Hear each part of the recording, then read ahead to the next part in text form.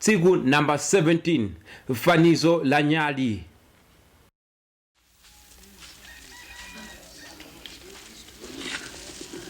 Palibe munthu amene ayatsa nyale nayivundikira ndi mbiya kapena kuyika kunsi kwa bedi, koma amayika poonekera kuti anthu olowa mnyumba aone kuwala kwake.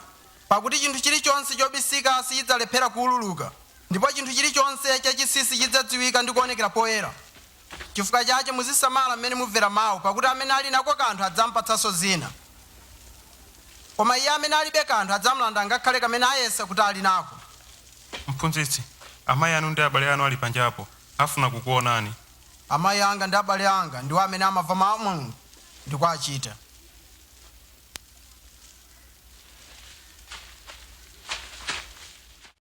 Kodi ndikubisa chiyani?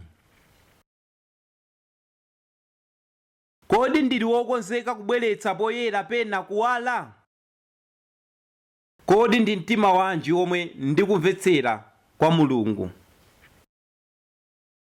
Kodi ndimachitapo chiyani pa zomwe ndimamva?